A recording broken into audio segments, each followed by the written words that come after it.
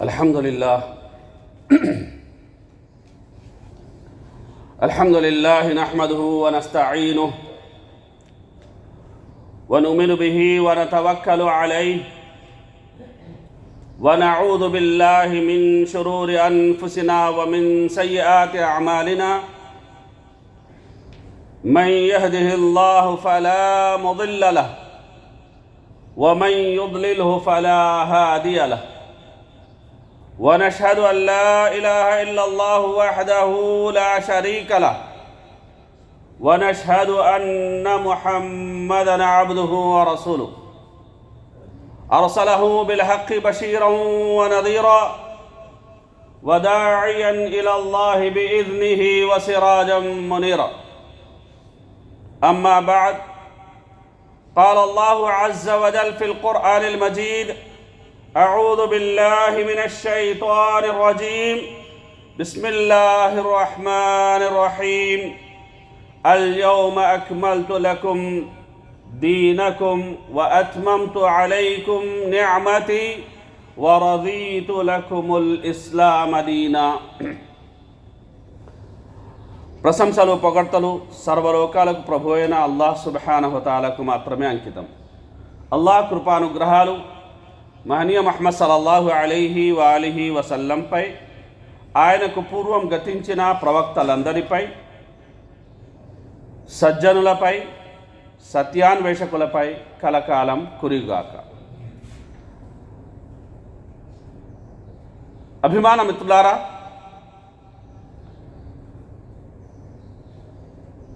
మన మతి ఎంతో మన గతి అంతే. అల్లాహ్ సుబ్హానహు వ తఆలా ఖురాన్లో సెలవిస్తున్న మాట, అల్యౌమ అక్మల్తు లకుం దీనకుం, నేను ఈరోజు మీకోసం మీ ధర్మాన్ని సమగ్ర జీవన సంవిధానంగా పరిపూర్ణం చేశాను. మీకోసం నా అనుగ్రహాన్ని పూర్తిగా నెరవేర్చాను. మీ శ్రేయస్సు కోసం ఇస్లాంను మీ జీవన ధర్మంగా ఆమోదించాను. అభిమాన మిత్రులారా, ఇస్లాం ధర్మం సమస్త మానవాళి కోసం సర్వలోక ప్రభువైన అల్లాహ్ సుబ్హానహు వ తఆలా సమ్మతించి ఆమోదించిన యొక్క ధర్మం. ఈ జీవన విధానాన్ని విడనాడి ఇతర పద్ధతులను, సిద్ధాంతాలను, రాతారీతులను కనుక మనం అవలంబించినట్లయితే ఖచ్చితంగా మనం నష్టపోతాము, కష్టపడతాము, ఇహంలోను పరంలోను. ఇస్లాం ధర్మం ఒక మతం కాదు, అది సంపూర్ణ జీవన సంవిధానం. ప్రకృతి ధర్మమైన ఇస్లామే ముస్లిం సమాజానికి ప్రాతిపదిక, పునాది. అంటే ఇస్లాం అంటే శాంతి, విధేయత, సమర్పణ. అది అత్యంత పురాతనమే కానీ నిత్య నవీనం, నిత్య నూతనం, పునీతం, పవిత్రం. సత్యం, పరోపకారం, త్యాగం, ప్రేమ, సేవ, ఇవన్నీ సత్యధర్మైన ఇస్లాం మనిషికి నేర్పే గొప్ప నైతిక విలువలు. ఐహిక సాఫల్యానికి మార్గాలు, స్వర్గ అధిరోహణకు సోపానాలు, మెట్లు. అభిమానం మిత్రులారా, ఈరోజు మనం ఇస్లాం ధర్మం మనకు నూరిపోసే కొన్ని విలువలను, విషయాలను, విలువైన విషయాలను ఇన్షాల్లాహ్ తెలుసుకుందాం. తెలుసుకొని మన గతిని మార్చుకొని మన మతిని మార్చుకొని మన గతి అధోగతికి పాలవ్వకుండా గొప్ప ఘనకీర్తిని గడిపేలా మార్చుకునేందుకు మలుచుకునేందుకు మన వంతు శక్తి వంచన లేకుండా ప్రయత్నం చేద్దాం. అల్లాహ్ సుబ్హానహు వ తఆలా ఖురాన్లో సెలవిస్తున్న మాట, వకూలు లిన్నాసి హుస్నా, మీరు ప్రజలతో మంచి మాటలే మాట్లాడండి.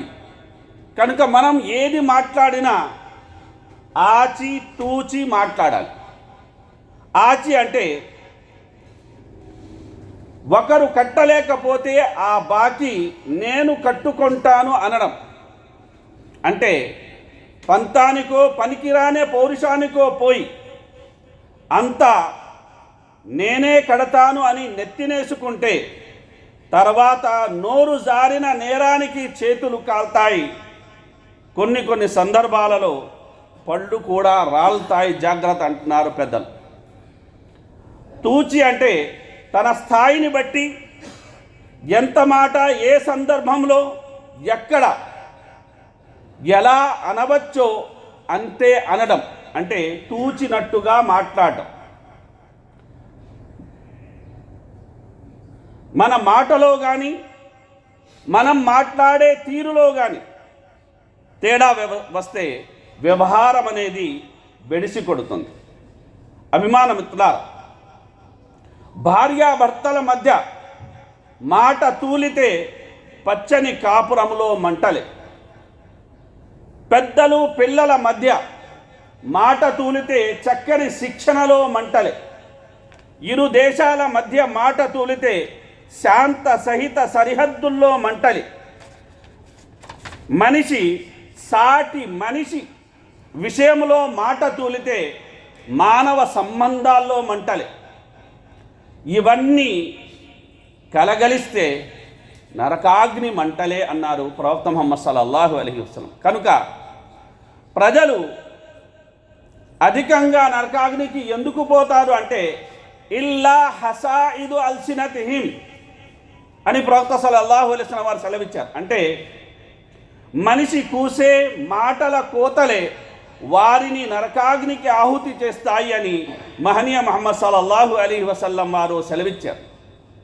అభిమానం ఇట్లా, గొడ్డలితో నరికిన చెట్టు మళ్ళీ చిగురుస్తుంది కానీ మాటలతో ముక్కలైన మనసుని జిగురు పెట్టి అతికించడం అనేది చాలా కష్టం. కాబట్టి అమృతం అనేది బయటికి వచ్చినా లోపలికి పోయినా ఆనందమే. విషం బయటికి వచ్చినా లోపలికి వెళ్ళినా ప్రమాదమే, ఉపద్రవమే. మనం అమృతం తాగుతున్నామా, విషం తాగుతున్నామా, అమృతం పంచుతున్నామా, విషం కక్కుతున్నామా అనేది మన యొక్క మాట వాక్కు మీద ఆధారపడి ఉంటుంది. ఆలోచనలన్నిటినీ మాటల రూపంలో పెడుతూ పోతే అవి మన జీవన గతినే మార్చేస్తాయి. కాబట్టి మాట తూలకూడదు అన్నారు పెద్దలు. కనుక మాట విషయంలో 3 విషయాలు మనం గుర్తించాలి. ఒకటి, ఇబ్నుల్ ఖయ్యిమ్ రహిమహుల్లాహ్ గారు సెలవిచ్చారు, మాట ఏదైనా సరే 3 స్థితులు కలిగి ఉంటుంది. ఒకటి, అది సంపూర్ణంగా సత్యమైనదై శ్రేయస్కరమైన మాటై ఉంటుంది. ఖచ్చితంగా అలాంటి మాట మనం పలకాలి. రెండవది, అది సంపూర్ణంగా అసత్యమైనది, చెడ్డదై ఉంటుంది. కనుక పూర్తిగా అలాంటి మాటను విడనాడాలి. మూడవది, బహుశా చెడ్డది కావచ్చు, మంచిది కావచ్చు. మంచి చేస్తుందా తెలీదు, చెడ్డ చేస్తుందా తెలీదు. కనుక ఇలాంటి మాట విషయంలో మనం జాగ్రత్త పడాలి. ప్రవక్త సల్లల్లాహు అలైహి వసల్లం వారు సెలవిచ్చారు, ఫమనిత్తక శుభహాత్ ఇస్తబరా లిదీనిహి వ ఇర్దిహి. అనుమానాస్పద విషయాలకు మీరు దూరంగా ఉన్నట్లయితే మీరు మీ ధర్మాన్ని, మానాన్ని రక్షించుకున్న వారవుతారు. అలాగే ప్రవక్త సల్లల్లాహు అలైహి వసల్లం వారు అన్నారు, దా యరీబుక్ ఇలా మా యరీబుక్. నీకు సందేహం ఉన్న ఒక విషయాన్ని వదిలేసి సంతృప్తి ఉన్న విషయాన్ని నువ్వు అమలుపరచు అని ప్రవక్త ముహమ్మద్ సల్లల్లాహు అలైహి వసల్లం వారు సెలవిచ్చారు. కనుక అభిమానం ద్వారా ఈ విషయంలో మనం ఆచి తూచి అనేది అడుగు వెయ్యాలి. ఇక రెండో విషయం, ఖురాన్ చింతన. ఇబ్ను తైమియా రహమహుల్లాహ్ గారు సెలవిచ్చిన మాట, ఆయా రంగాలకు చెందిన వ్యక్తులు ఆయా రంగాలకి చెందిన గ్రంథాలను చదవడంలో ఎంత లీనమైపోతారంటే వారి మీసాలు గడ్డాలు పెరిగిపోవడం కూడా వారికి తెలియదు. మరి ఒక ముస్లింకి సంబంధించి అతని సాఫల్యానికి కానీ, ఉన్నతికి కానీ, ప్రాపంచిక అభివృద్ధికి కానీ, పరలోక మోక్షానికి కానీ అసలు ఆధారం ఏమిటండి? ఖురాన్ గ్రంథం.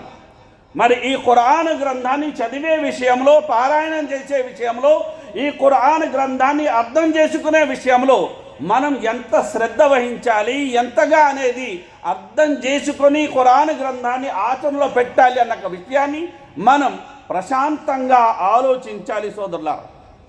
ఎందుకంటే ఎప్పుడైతే ఖురాన్ భావార్థాన్ని మనం తెలుసుకుంటామో, దాని భావామృతాన్ని మన జీవితాల్లో నింపుకుంటామో, అప్పుడు మన జీవితం అనేది ఆనందభరితం అవుతుంది.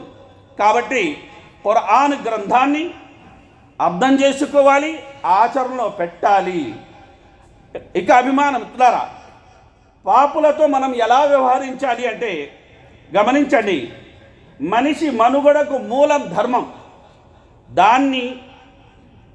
దానికి యొక్క అనుగుణంగా మనం నడుచుకున్నట్లయితే అనేక విషయాల్లో సృష్టిలో ఉన్న చరాచరాలన్నీ మనకు సహకరిస్తాయి. తెలిసి చేసినా తెలియక చేసినా తప్పు చేశామంటే ధర్మానికి విరుద్ధంగా మనం ప్రవర్తించినట్లే. అందుకే అల్లాహ్ మనం చేసే తప్పులను ఏదో ఒక సందర్భంలో, ఏదో ఒక రూపంలో తెలియజేస్తూనే ఉంటాడు. జ్ఞానులైన వారు ఆ సూచనలను అర్థం చేసుకొని పశ్చాత్తాపానికి వారు సిద్ధమై మళ్ళీ ఆ తప్పులు జరగకుండా జాగ్రత్త పడుతూ ఉంటారు.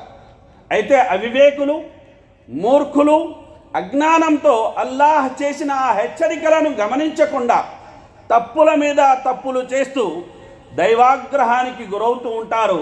వారి జీవితాన్ని తప్పుల తడికెగా వారు మార్చుకుంటూ ఉంటారు. అభిమాన మిత్రులారా, అపారమైన జ్ఞానం కలిగిన వారైనప్పటికీ ఆర్థిక బలంతోనూ, శారీరక బలంతోనూ, అంగబలంతోనూ, జ్ఞానం నాకు ఉంది అన్న యొక్క అహంకారంతోనూ, అణుచుకోలేని మనోవాంఛలతోనూ తప్పులు చేస్తూ ఉంటారు. అసలు తప్పులు ఎందుకు చేస్తున్నామంటే, ధర్మాన్ని ఎందుకు తప్పుతున్నామంటే అవి మన మనసుకే బాగా తెలుసు. కనుక దానికి మూల కారణం మన మనసుని సత్వగుణాలలో నింపకుండా రజోగుణంలోనూ తమోగుణంతోనూ మన మనసుని మనం నింపుకున్నాం. మన మనసు చంచలమైపోయింది. అలా అది మన శరీర అవయవాలతో తప్పులు చేపిస్తుంది. ఇక ఇలా మానవ యొక్క దౌర్బల్యాలకు, బలహీనతలకు లోలై తప్పులు చేసిన వారితో మనం ఎలా వ్యవహరించాలి అంటే అల్లాహ్ సుబ్హానహు వ ఖురాన్లో సెలవిస్తున్నాడు, వఖ్ఫిద్ జనాహక లిమన్ తబియక మినల్ ముమినీన్. ఎవరైతే ఓ ప్రవక్త సల్లల్లాహు అలైహి వసల్లం విశ్వాసుల్లో నిన్ను అనుసరిస్తున్నారో వారి విషయంలో నువ్వు మెతక వైఖరి కలిగి ఉండు. అలాగే అల్లాహ్ సుబ్హానహు వ తఆలా మరో సందర్భంలో అన్నారు, ఫబిమా రహ్మతిన్ మినల్లాహి లింత లహుం వలౌ కుంత ఫద్దన్ గలీదల్ కల్బి లన్ ఫద్దు మిన్ హౌలిక్ ఫఅఫు అన్హుం వస్తగ్ఫిర్ లహుం వషావిర్హుం ఫిల్ అమ్ర్. కేవలం అల్లాహ్ కృపతోటి నువ్వు మృదు స్వభావుడవయ్యావు. ఒకవేళ కఠిన మనస్కుడవై ఉన్నట్లయితే వారు నీ నుండి దూరంగా పారిపోయేవారు. కనుక వారిని క్షమించు, వారి కోసం అల్లాహతో క్షమించమని వేడుకో, అలాగే ముఖ్య విషయాల్లో వారిని కూడా సంప్రదించు అని అల్లాహ్ సుబ్హానహు వ తఆలా సెలవీయడం అనేది జరిగింది. కనుక ఒక ముస్లిం సోదరుడు తప్పు చేశాడు అంటే అతని మానాన్ని అతన్ని వదిలేయడము, వెలివేయడము, లేదంటే అతన్ని అసహించుకోవడము, అతనితో సంబంధాలు తెగదెంపులు చేసుకోవడము చేయడం వల్ల ఏమవుతుందంటే అభిమాన మిత్రులారా, మరింత అతను పాప ఊబిలో కూరుకుపోయే యొక్క ప్రమాదం.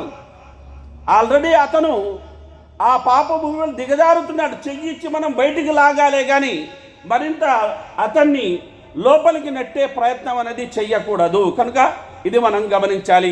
అల్లాహ్ మన తప్పులను క్షమించాలని మనం కోరుతాం గనక సాటి ప్రజల యొక్క తప్పులని మన్నించే క్షమించే యొక్క పెద్ద మనసు మనకు ఉండాలి.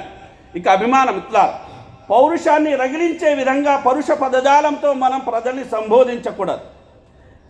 తిట్టిపోయడం కన్నా ఎత్తి పొడవడం అనేది ఎక్కువ ప్రభావాన్ని చూపుతుంది. కనుక ఎత్తి పొడుపులంటే కొందరికి ఎంత ఇష్టమంటే వరసైన వారినల్లా వంకర మాటలతో ఆట పట్టించడం వారికి ఎంతో ఆనందాన్ని సునకానందాన్ని ఇస్తుంది అని మనం చెప్పచ్చు. కనుక అభిమానం ఇట్లారా భార్య కానీ భర్తని కానీ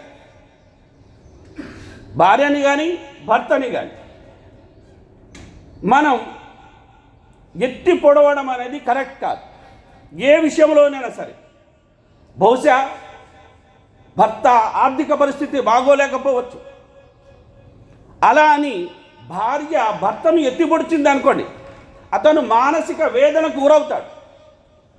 కనుక అభిమానం ఇట్లారా మన సోదరులు ఏదైనా లోపం ఉంది అంటే మనం దాన్ని ఎత్తి పొడవడం కన్నా వారి శ్రేయాన్ని కోరుతూ ఆ యొక్క లోపాన్ని దూరం చేసే ఆ పరిస్థితి నుండి అతను పడగలిగే యొక్క పరిష్కారాన్ని మనం సూచించగలిగే యొక్క పని చెయ్యాలి. ఎందుకంటే అభిమానం ఇట్లారా పెద్దలు అంటారు మూలిగే గాడిద మీద తాడికాయ పడ్డట్టు అని. ఆల్రెడీ అతను చుక్క వల్లనో ముక్క వల్లనో పక్క వల్లనో ఇంకా ఇతర ఏ కారణం ఉన్నాలో ఆల్రెడీ అతను బాధపడుతున్నాడు, ఆల్రెడీ అతను కుంగిపోతున్నారు. మరి అలాంటి వ్యక్తి మీద ఇలాంటి విమర్శలతోటి ఎత్తిపొడుపు మాటలతోటి మనం కూడా అనేది యుద్ధం ప్రకటించినట్లయితే మరి అతని పరిస్థితి ఎలా ఉంటుంది? కనుక ఆ వ్యక్తి మనకు సొంత కొడుకు కావచ్చు, భార్య కావచ్చు, భర్త కావచ్చు, మన స్నేహితుడు కావచ్చు. కనుక ప్రేమగా వారి యొక్క తప్పిదాన్ని సరిదిద్దే ప్రయత్నం చేయాలి, కానీ విమర్శాస్త్రాలు అని సంధించడం అనేది కరెక్ట్ కాదు. ఇక అభిమానం ఇట్లారా హితబోధ మరియు నిందకి మధ్య వ్యత్యాసం. ఒక వ్యక్తిలో ఒక లోపం ఉంది అంటే ఆ వ్యక్తి శ్రేయాన్ని కోరుతూ, అయ్యా నేను నీ మేలును కోరుతున్నాను, దయచేసి ఒంటరిగా తీసుకెళ్ళి ఎవరు లేని సమయంలో ఈ యొక్క లోపాన్ని నువ్వు విడనాడు, ఈ దుర్లక్షణాన్ని విడనాడు, వదిలే, నీకు మేలు జరుగుతుందని మనం చాలా ప్రేమపూర్వకంగాను విందు ఇచ్చో ఛాయ్ తాపించో చెప్పామనుకోండి, ఖచ్చితంగా ఆ సమయంలో అతను మారకపోవచ్చు. అయితే జీవితంలో ఒకవేళ ఎదురు దెబ్బ తగిలినా, ఒకవేళ అతనిలో మార్పు వచ్చినా ఆ సమయంలో అంత మంచిగా వ్యవహరించే మనల్ని మాత్రం ఖచ్చితంగా అతను గుర్తుపెట్టుకుంటాడు. కనుక అభిమానం ఇట్లారా ఇది మన ఎదుటి వ్యక్తి శ్రేయాన్ని కోరి అతని లోపాన్ని చెబితే హితబోధ. అలా కాకుండా అతను మనసుని బాధ పెట్టాలని, లేదంటే అతను బదనాం చెయ్యాలని, అతని కాపురాన్ని కూల్చాలని, లేదంటే వీధికి లాగాలని ఈ దురుద్దేశాలు పెట్టుకొని కనుక ఒకవేళ ఒక వ్యక్తిలో ఉన్న లోపాల్ని మనం ఎత్తి చూపుతున్నాము అంటే అదేమవుతుందండి? నింద అవుతుంది, గీబత్ అవుతుంది. కనుక అల్లాహ్ సుబ్హానహు తఆలా ఖురాన్లో సెలవిచ్చిన మాట, మీ మృత సోదరుని ఇక మాంసం తినడానికి మీరు ఇష్టపడతారంటే ఖచ్చితంగా మానవ నైజం దాన్ని అసహించుకుంటుంది. కనుక అల్లాహ్ అన్నాడు మీరు ఇష్టపడరు. అల్లాహ్ ఏమంటున్నారు? మీరు ఇష్టపడరు. మరి అలాంటిది మీ సొంత సోదరుని విషయంలో ఎందుకు మీరు ఇలాంటి యొక్క దుశ్చేష్టకు పాల్పడుతున్నారని అల్లాహ్ సుబ్హానహు తఆలా ప్రశ్నిస్తున్నాడు. ఇక అభిమానం ఇట్లారా మన యొక్క సృష్టికర్తని అల్లాహ్ సుబ్హానహు తఆలా మనల్ని సృష్టించటంతో పాటు మనకి కావాల్సిన యొక్క మస్తిష్కాన్ని ప్రజ్ఞకు నిధిగా చేశాడు. కనుక అలాగే మనల్ని పరీక్షించడానికి మనలో కొన్ని బలహీనతలు కూడా అల్లాహ్ సుబ్హానహు తఆలా పెట్టాడు. మరి మన యొక్క ఆ ప్రజ్ఞను ఆ జ్ఞానాన్ని వినియోగించుకొని మనం ఆ యొక్క కోరికలను దాటుతున్నామా, ఆ కోరికలకు కళ్ళెం వేస్తున్నామా, లేదంటే కళ్ళెం లేని గుర్రాల్లో ఆ కోరికను అలానే వదిలేస్తున్నామా అనేది ఖచ్చితంగా మన ప్రవర్తన మీద అనేది ఆధారపడి ఉంటుంది. కాబట్టి అభిమానం ఇట్లారా ఖద్ అఫ్లహ మన్ జక్కాహా వఖద్ ఖాబ మన్ దస్సాహా. ఎవరైతే తన మనసుని పవిత్రం చేసుకున్నాడో అతను సఫలీకృతుడయ్యాడు. మరెవరైతే తన ఆత్మ ఘోషను, అంతరాత్మ యొక్క బోధను అణిచిపెట్టాడో అతను నాశనమయ్యాడు అని స్వయంగా అల్లాహ్ సుబ్హానహు వ తఆలా సెలవియడం అనేది జరిగింది.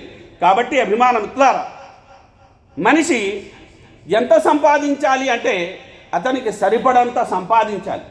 సంపాదించిన దానితో అది ధర్మసమ్మతమైనది తెలుసుకోవడంతో పాటు సంతృప్తి చెందాలి.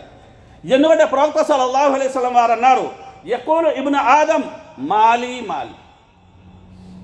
ఆదం పుత్రుడు అంటాడు, నా ధనం నా ధనం అని. ప్రవక్త సల్లల్లాహు అలైహి వసల్లం వారు అన్నారు, ఏదయ్యా నీ ధనము?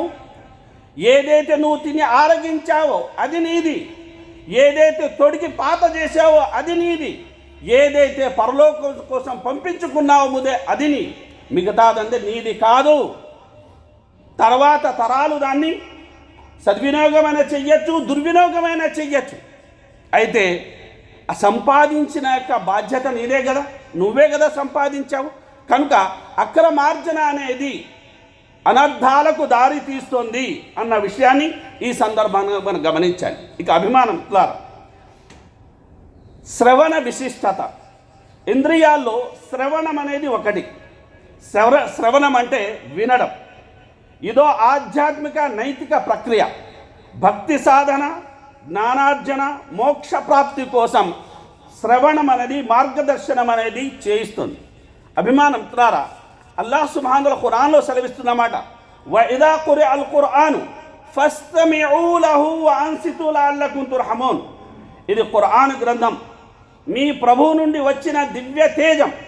దాన్ని స్వీకరించే వారి పాలిట అద్భుత మార్గదర్శిని, గొప్ప కారుణ్యప్రదాయిని. కనుక మీ ముందు ఖురాన్ పఠిస్తున్నప్పుడు నిశ్శబ్దంగా ఉండి దాన్ని శ్రద్ధగా వినండి, మీరు తద్వారా కరుణించబడతారు అని అల్లాహ్ సుబ్హానహు వ తఆలా సెలవిస్తున్నాడు. అభిమాన మిత్రులారా, శ్రవణ భక్తి అనేది మోక్ష ప్రాప్తిని సులభతరం చేస్తుంది. ఖురాన్ సద్గ్రంథ పారాయణం విన్న వారికి మోక్షం విందుగాదా అన్నారు పెద్దలు. వినడం అంటే కేవలం శబ్దాలను గ్రహించడం కాదు, అది అర్థవంతమైన చర్యకు పురిగొల్పే ప్రక్రియ. మనిషి వినటాన్ని ఆధ్యాత్మిక సాధన అనేది మార్గం.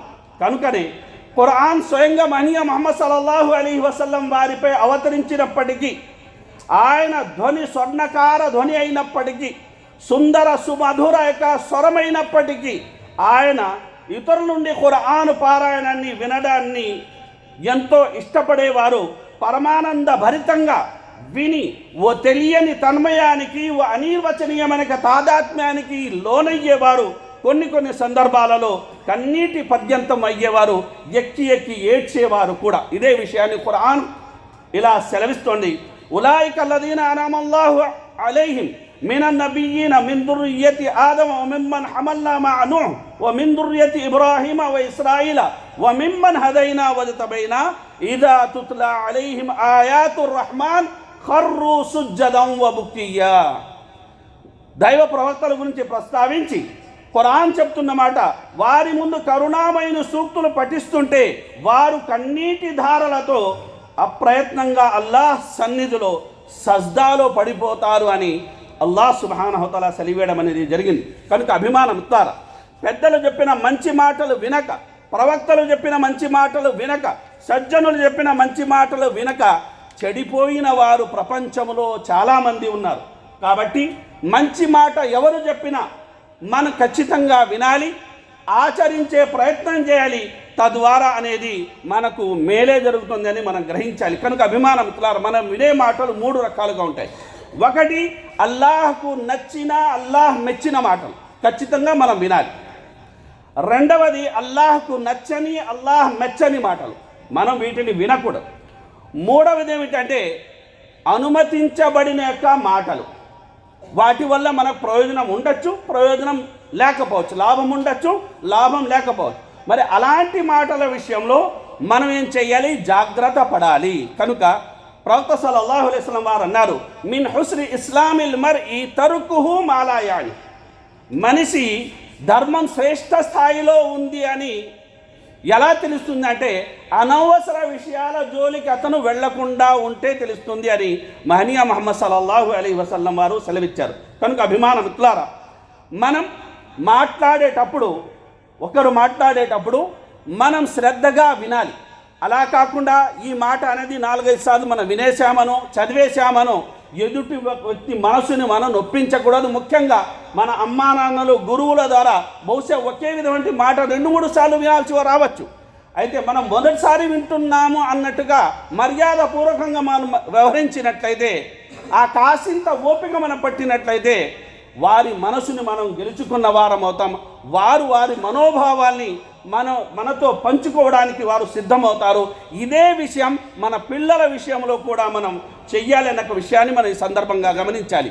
అలాగే మనిషి సకల కర్మలకు గీటురా ఏమిటంటే నమాజ్. కనుక అబిల్ ఆలియా రహమహుల్లా గారు సెలవిస్తున్నారు, నేను హదీసు కోసం సుదీర్ఘ ప్రయాణం చేసి వెళ్ళేవాడిని, 100,000 కిలోమీటర్లు. అక్కడ వెళ్ళి ఆ వ్యక్తి నమాజ్ విషయంలో పర్ఫెక్ట్గా ఉన్నాడంటేనే హదీసు తీసుకునేవాడిని. నమాజ్ విషయంలో అతను పర్ఫెక్ట్గా లేడు అంటే హదీసు తీసుకోకుండా మళ్ళీ నేను తిరిగి వచ్చేసేవాడిని అని ఆయన సెలవిచ్చారు. అంటే దాన్ని బట్టి నమాజ్ను ఒక వ్యక్తి వృధా చేస్తున్నాడంటే ఇక ధర్మానికి సంబంధించిన ఇతర విషయాలను కూడా అతను వృధా చేస్తున్నాడు అని ఆయన అర్థం చేసుకున్న విషయాన్ని మనం ఈ సందర్భంగా అర్థం చేసుకోవాలి. అదేవిధంగా అభిమానం ద్వారా సంతానానికి మనం ఇచ్చే అద్భుతమైన బహుమానం ఏంటంటే, ఈరోజు మనం ఏం చేస్తున్నాం, అవమానంతో కుమిలిపోతూ చాలామంది తల్లిదండ్రులు తమ పిల్లల బిల్లిబిత్తిరి చేష్టల గురించి తుంటరి పనుల గురించి చెప్పుకొని వాపోతుంటారు, బాధపడిపోతుంటారు. అభిమానం ద్వారా అలా మనం చెప్పుకోవడం వల్ల పడడం వల్ల ప్రయోజనం ఏమిటి? సరే, ప్రజలతో 10 మందితో చెప్పుకున్నాం, లోకులు కాకులు వారేమన్నా దీవిస్తారా మన పిల్లల్ని?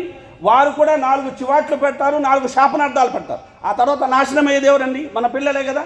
కనుక ఇక్కడ సయీద్ బిన్ జుబైర్ రహిమహుల్లా గారి మాట మనం గుర్తుపెట్టుకోవాలి. ఆయన అన్నారు, ఇన్ని ల అజీదు ఫీ సలాతి లి వలది, నేను నా ప్రార్థనను పెంచి చదువుతాను. నా ప్రార్థన నేను పెంచి చదువుతాను. ఎవరి కోసం? నా కుమారుని కోసము. కనుక నా గోడు నేను ఎవరితో చెప్పుకోవాలి? అల్లాహ్తో చెప్పుకోవాలి. నా బాధ నేను ఎవరితో పంచుకోవాలి? అల్లాహ్తో పంచుకోవాలి. నా పిల్లాడికి సద్బుద్ధి కలగాలని ఎవరిని నేను వేడుకోవాలి? అల్లాహ్తో వేడుకోవాలి. అన్నీ ఇవ్వగలిగేవాడు, సకల మేళ్ళు తన హస్తగతమైన వాడు ఎవరండి? అల్లాహ్ సుబ్హానహు వ తఆలా. కనుక ఈ విషయాన్ని మనం ఈ సందర్భంగా గమనించాలి. అదేవిధంగా అభిమానం తులారా, చివరి 2 విషయాలతో నా మాటను పూర్తి చేస్తున్నాను. అందులో మొట్టమొదటిది ఏంటంటే, మనం అల్లాహ్ని చేరుకోవాలంటే ఏం చేయాలి? అభిమానం తులారా, ప్రాపంచిక మజిలీలను మనం దాటాలి అంటే, చేరాలి అంటే పాదాలతో చేరుకుంటాం. అయితే పరలోక మజిలీని మనం దాటాలి, పరలోక మజిలీని మనం చేరుకోవాలి అంటే దానికి ఎలాంటి కల్మషం, కల్లా కపటం లేని వినిర్మలమైన మనసుతోనే సాధ్యమని సందర్భంగా గమనించాలి. అదేవిధంగా మనం చేసే సత్కర్మలు అవి గుప్త సత్కర్మలు ఎక్కువగా ఉండేటట్లు మనం చూసుకోవాలి. ఎందుకంటే గతంలో మన సజ్జనులు ఎలా ఉండేవారంటే, వారు ఖురాన్ ఎంతో కంఠస్థం చేసుకునేవారు, పక్కనున్న వారికి అది తెలిసేది కాదు. వారు ఎన్నో నఫీ ఆరాధనలు చేసేవారు. అయితే విజిటర్స్ ఎవరైతే ఉంటారో, సందర్శకులు, వారికి ఆయన అదనంగా ప్రార్థనలు చేస్తున్నారన్న విషయమే తెలిసేదే కాదు. అంతలా గుప్తంగా వారు ప్రార్థనలు చేసేవారు. కనుక అభిమానం ద్వారా ఏది ఏమైనప్పటికీ గుర్తుపెట్టుకోండి, ఇస్లాం ధర్మం మన సంపూర్ణ జీవన విధానం. కనుక ఇస్లాం ధర్మం మీదే మనకు మరణం రావాలి, అల్లాహ్తో మనం వేడుకోవాలి. కనుక నాఫీ కథనం ఏంటంటే, ఆయన అబ్దుల్లాహ్ బిన్ ఉమర్ రదియల్లాహు అన్హుమా గారిని దువా చేస్తూ ఉన్నారు. ఆ దువా చేస్తూ విన్నారు. ఆయన దువాలో ఏమంటున్నారంటే, అల్లాహుమ్మ ఇన్నక కుల్త ఉదుఊని అస్తజిబ్ లకుమ్ వ ఇన్నక లా తుఖ్లిఫుల్ మియాద్ వ ఇన్ని అస్అలుక కమా హదైతనీ లిల్ ఇస్లామి అల్లా తన్జిఅహు మిన్నీ హత్తా తతవఫాని వ అనా ముస్లిం. ఓ అల్లాహ్, నిశ్చయంగా నువ్వే అన్నావు, మీరు మొర పెట్టుకోండి, మీ మొరల్ని నేను ఆలకిస్తాను అని. మరి నువ్వు మాట తప్పవు కదా. నేను నీతో అడుగుతున్నాను, ఎలాగైతే నువ్వు సత్యధర్మైన ఇస్లాం వైపునకు నాకు సన్మార్గం చూపించావో, జీవిత కాలంలో ఎప్పుడు దాన్ని నా నుండి వేరు చెయ్యకు, నాకు మరణం ముస్లింగానే రావాలి అని ఆయన దువా చేసేవారు. కనుక అభిమానం మనం ముస్లింగా జీవిస్తున్నందుకు గర్వపడాలి. అలాగే ఇస్లాం ధర్మాన్ని కూలంకషంగా తెలుసుకునే ఆచరణలో పెట్టాలి.